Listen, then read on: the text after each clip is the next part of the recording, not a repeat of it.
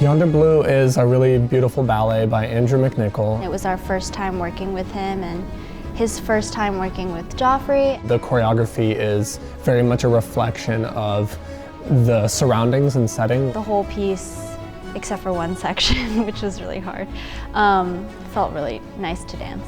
I'm Gutierrez. And I'm Jeraldine Mendoza.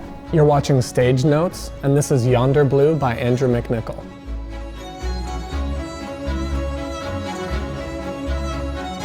Andrew was great to work with because he's like a peer. He's like very close to our age. Also, he's just a really nice person. And if you feel like you can make a mistake in front of him, then you can kind of go beyond what you think you're capable of. Right now we're looking at the very opening of the piece, and Jeraldine and I get this opportunity to kind of set the tone. I love that part because I feel like I'm flying. This is also my favorite section. Jeraldine and I had a lot of input in this section. It was done mostly on us and Edson and Christine, who are going to come in a second here. There's a lot of these like intricate little grips and turns.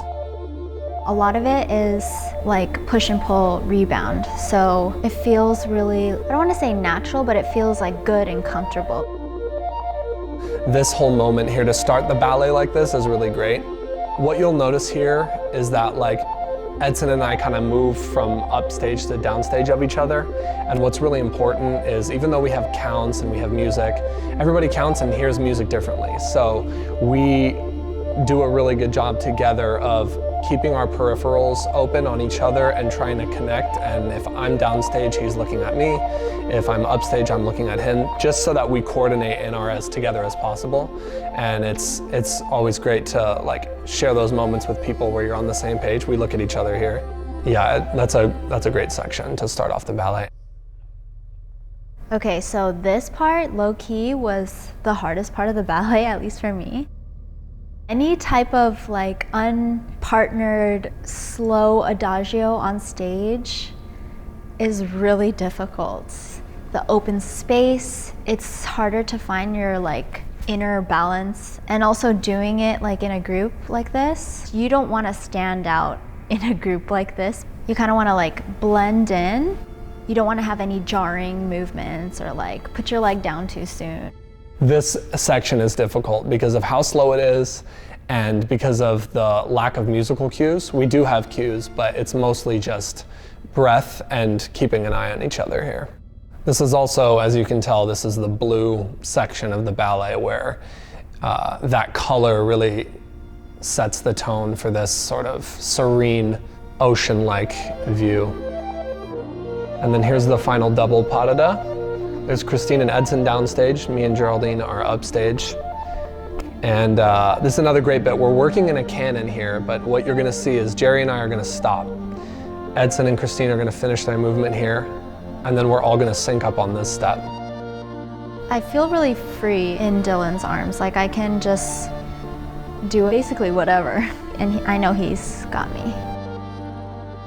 And then this slow lift here is really beautiful. I'm looking at Edson to make sure we're together. And that looks really nice. Our blooper moment was like kind of hilarious, but also like a little bit childish because we were like a little sweaty and tired, and we do this drag where I'm holding Jeraldine underneath her arms, and her arm made that sort of noise that you can make with your underarm. All of our shows are filmed, but there's one show that's filmed like high def, and when it happens, it zooms in on our face. So you can see us like laughing with our mouths closed. So like, I'm trying to stay in fifth with like jello legs. Thank God you were holding me. Because we got to be part of the creative process, like we really feel like we have a fingerprint on the ballet, and getting to do it together is always great. I love sharing all of our career moments together. I love dancing with Dylan. That's it.